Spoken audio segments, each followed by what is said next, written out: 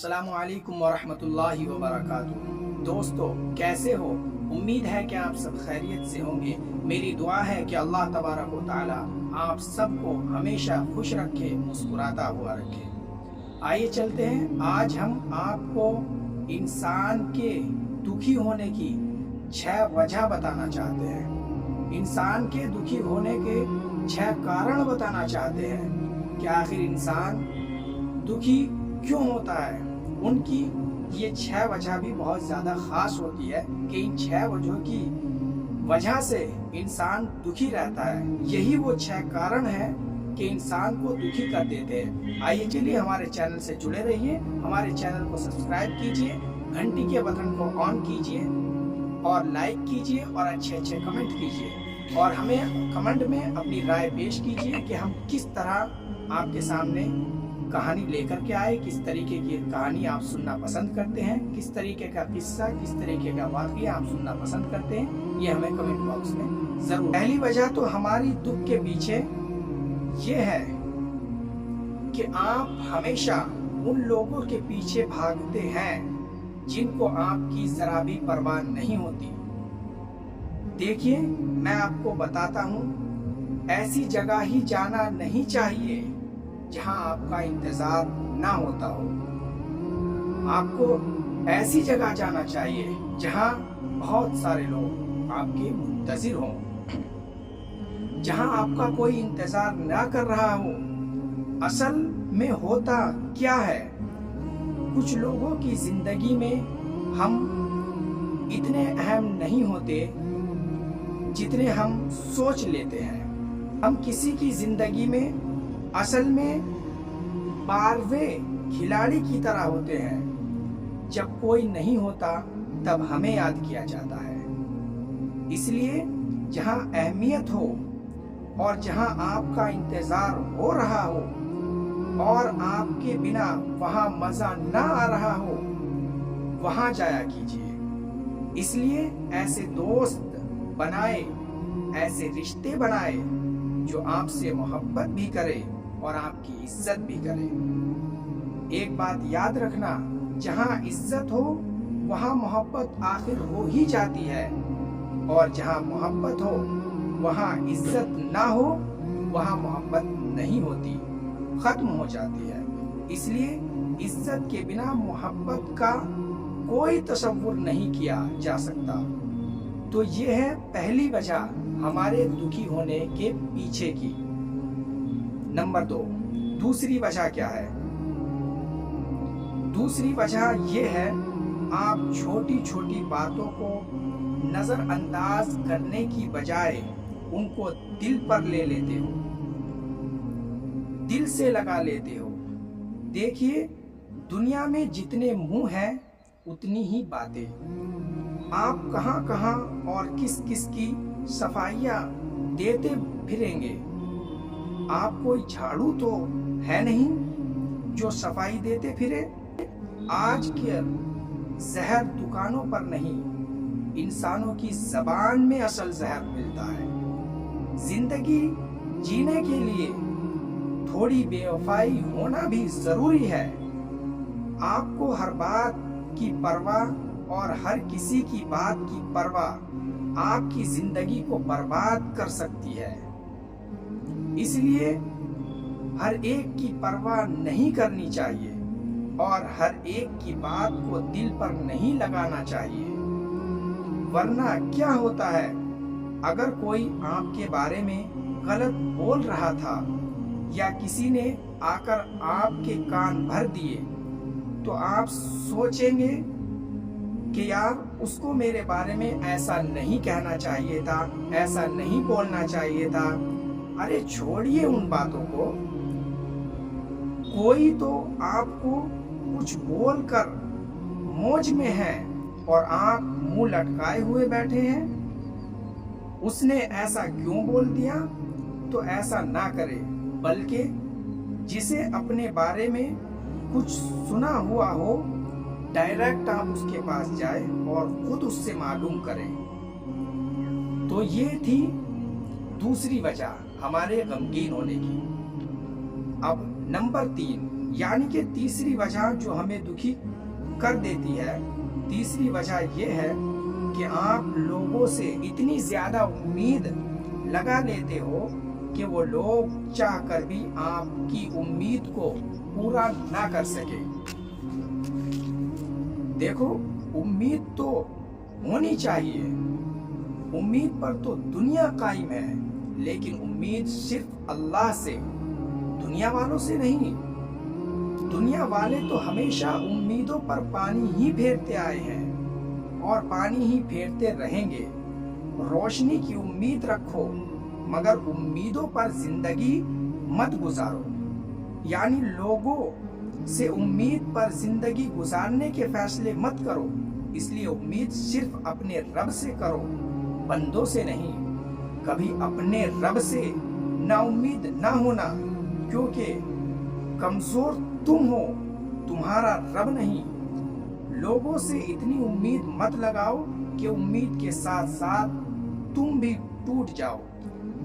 دیکھو، ٹہنی پر بیٹھا پرندہ کبھی ٹہنی کی کمزوری سے نہیں ڈرتا، کیونکہ اسے ٹہنی سے زیادہ اپنے پروں پر بھروسہ ہوتا ہے۔ اگر آپ اپنی زندگی میں سکون چاہتے ہو، اگر آپ اپنی زندگی میں شانتی چاہتے ہو، تو کسی سے امید مت لگاؤ، خود پر اور اپنے خدا پر بھروسہ رکھو۔ یاد رکھو، لوگوں سے امید کا پیالہ ہمیشہ پھوٹ کر ہی رہتا ہے۔ یہ تھی ہمارے دکھی ہونے کی تیسری وجہ۔ نمبر 4، یعنی کہ چوتھا کارن جو ہمارے دکھ کے پیچھے ہے، وہ یہ ہے کہ آپ کرتے کم ہو اور سوچتے بہت زیادہ ہو، اس لیے ہر کام میں ناکامی حاصل ہوتی ہے۔ دیکھیے، کسی بھی کام کے لیے سوچنا ضروری ہوتا ہے، لیکن اتنا سوچنا کہ آپ وہ کام ہی نہ کر پائے، یہ غلط ہے۔ کرنے میں جتنا وقت لگتا ہے اتنا تو آپ سوچنے میں لگا دیتے ہو، تو یہ کہاں کی عقل مندی ہے؟ یاد رکھو، زیادہ سوچنے والے قوت فیصلہ کھو دیتے ہیں، کوئی بھی فیصلہ نہیں کر پاتے۔ اگر وقت پر صحیح فیصلے لینے کی عادت نہ ہو تو زندگی مشکل بن جاتی ہے۔ اس لیے سوچئے مت، آپ صرف کریے۔ اچھی بات کہی ہے کہ میں کل کو تلاشتا رہا شام تک، میں کل کو تلاشتا رہا شام تک، اور شام کو پتا چلا کہ آج بھی چلا گیا۔ دیکھیے، دنیا کو اتنا سیریس لینے کی ضرورت نہیں، یہاں سے کوئی بھی زندہ بچ کر نہیں گیا۔ ہر انسان اپنا مقدر لے کر پیدا ہوتا ہے، اپنا مقدر ساتھ لاتا ہے۔ آدمی اپنے بال بچوں کے بارے میں اتنا سوچتا ہے، اور بہت ساری جگہ پر بال بچے اس کے بارے میں سوچتے ہیں کہ کیا مزے والا آدمی ہے، یہ کب مرے گا۔ ایسا بھی ہوتا ہے، لوگ سوچتے ہیں کہ بوڑھا بڑھیا کب مریں گے آخر، اور یہ بوڑھا اور بڑھیا ان بچوں کے بارے میں سوچ سوچ کر اپنا آج برباد کر رہے ہیں۔ اس لیے بہت زیادہ سوچا بھی نہ کیجیے۔ دیکھیے، زندگی بہت خوبصورت ہے، جو اپنے آپ نے کمایا تو وہ اپنا ہے، تو اچھے کام کرو، آپ کسی کی مدد کرو، آپ کسی ننگے کو کپڑا پہنا دو، کسی بھوکے کو کھانا کھلا دو، وہ پوری زندگی آپ کا احسان نہیں بھولے گا، وہ آپ کو ہر وقت دعائیں دیتا رہے گا۔ اگر آپ پرائے لوگوں کے ساتھ بھی اچھا سلوک کرو گے تو آپ کا احسان زندگی بھر نہیں بھولے گا، اور آپ کی اولاد تو ایسی ہے جو آپ کو کہیں کا نہیں چھوڑے گی، آپ کو جیتے جی مار دینا چاہتی ہے۔ یہ آپ کی اولاد کی وجہ ہے۔ آپ سوچتے ہو کہ ہماری اولاد بہت اچھی ہے، آپ ان کی شادی کے بارے میں سوچتے ہو، ان سے بہت زیادہ امیدیں رکھتے ہو، لیکن کل جب آپ کی اولاد بڑی ہوتی ہے تو وہ کہتی ہے کہ آپ نے کیا کیا ہے ہمارے لیے، آپ نے کے ذریعے سے ہم پیدا ہو گئے، تو یہ آپ کا کمال تھوڑی ہے۔ بچے دنیا میں پیدا ہوتے ہیں، آپ کے ذریعے سے، آپ کے نطفے سے اللہ نے ہمیں پیدا کر دیا، آپ نے ہمیں پڑھایا لکھایا، تو آپ نے کوئی کمال کا کام تو نہیں کیا؟ دنیا اپنے بچوں کو تعلیم دیتی ہے، آپ نے ہماری شادی کی، ہمارا نکاح کرایا، تو آپ نے کوئی یہ کمال کا کام نہیں کیا، بہت بڑا کام نہیں کیا؟ سبھی کرتے ہیں۔ آپ نے ہمیں وراثت کی تقسیم دی، تو آپ قبر کے اندر لے جانا چاہتے ہیں تو لے جائیں، آپ لے جا سکتے ہیں، یہ بھی آپ نے کوئی کمال کا کام نہیں کیا۔ اور یہ وہی ماں باپ ہے جو ہر وقت اپنے بچوں سے التجا لگائے بیٹھے ہوئے ہیں کہ ہمارے بچے کے لیے ہمیں یہ کمانا ہے، ہمیں یہ کرنا ہے۔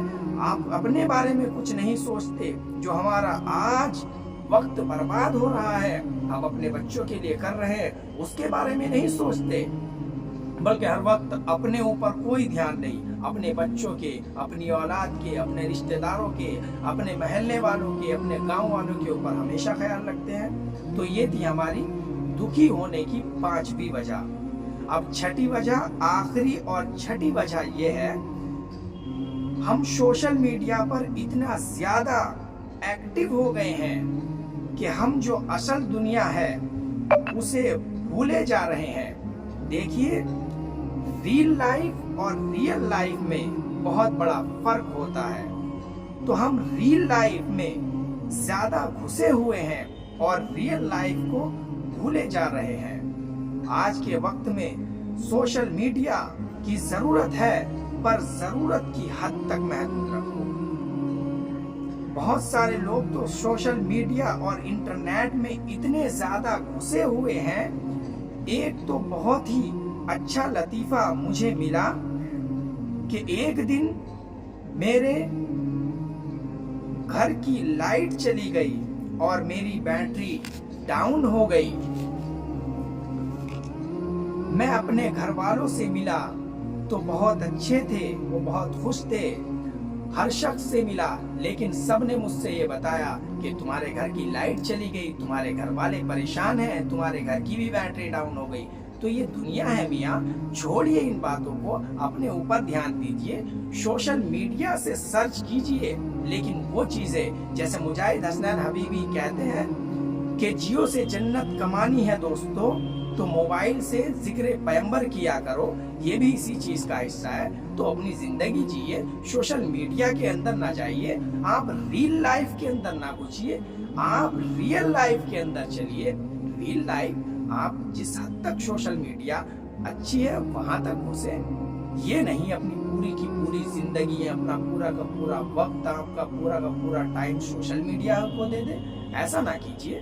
تو یہ تھے ہمارے 6 کارن، یہ تھی ہماری 6 وجہیں ہمارے دکھی رہنے کی کہ ہم زندگی میں آخر کیوں دکھی رہتے ہیں۔ تو ملتے ہیں اگلے ویڈیو میں، جب تک کے لیے اللہ